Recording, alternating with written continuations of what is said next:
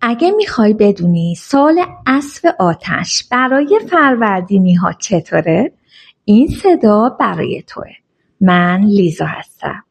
اگه فروردینی هستی برام یه نشونه بفرست. سال اسب آتش برای فروردینی ها سال انفجار انرژیه. سال شروع‌های ناگهانی و تصمیم‌هایی که مسیر زندگیت رو عوض میکنه. تو امسال بیشتر از همیشه بیقرار میشی. دلت میخواد یه تغییر بزرگ بدی، یا توی کار، یا توی رابطه، یا حتی توی مسیر زندگیت. یه خبر خوب، شانس با توه، ولی فقط اگه جرأت کنی حرکت کنی. اما یه هشدار، احساساتت توی این سال خیلی قوی میشه. اگه کنترلش نکنی ممکنه یه تصمیم عجولانه بگیری که بعداً پشیمون بشی. فروردینی عزیز، اگه بتونی بین قلب و منطق تعادل ایجاد کنی، این سال میتونه یکی از بهترین سالهای زندگیت بشه. این صدا رو تا آخر گوش بده و بدون یه اتفاق خاص خیلی نزدیکه. تو با انرژی خاصی به دنیا اومدی. انگار یه آتیش توی وجودته که هیچ وقت خاموش نمیشه. خیلی سریع تصمیم میگیری و چیزی رو که بخوای تا به دستش نیاری ول نمی کنی.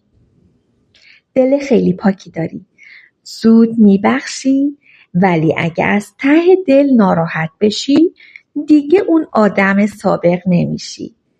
اینو بهتره شریک احساسیت بدونه، چون تو عاشق واقعی هستی، ولی از بی‌توجهی خیلی زود دلت میشکنه. خب حالا یه نکته خصوصی بهت میگم. گاهی تحملت سخته، ولی خب کاری نمیشه کرد. تو همینی که هستی، خاص، قوی و غیر قابل تکرار. ترکیب روحیه فروردین عنصر آتش با انرژی سال اسب آتش سال 2026 رو به یکی از پر جنب و جوش ترین و داغ‌ترین سالها برای شما تبدیل میکنه. توی طالع‌بینی چینی و غربی به معنای 2 برابر شدن انرژی آتش است. اسب آتش نماد سرعت، استقلال و حرکته و برای تو که ذاتاً اهل اقدام هستی، این سال یعنی باز شدن تمام گره‌های ترافیکی زندگی. پروژه هایی که ماها معطل مونده بودن سریعتر به نتیجه میرسن. انرژی اسب آتش از آدم های شجاع حمایت میکنه.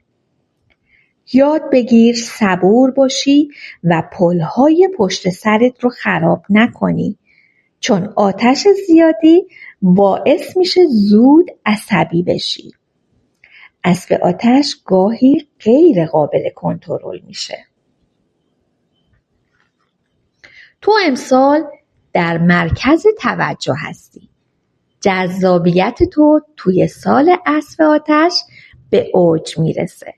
شاید در نگاه اول همه عاشقت بشن. اگه درسته لایک کن.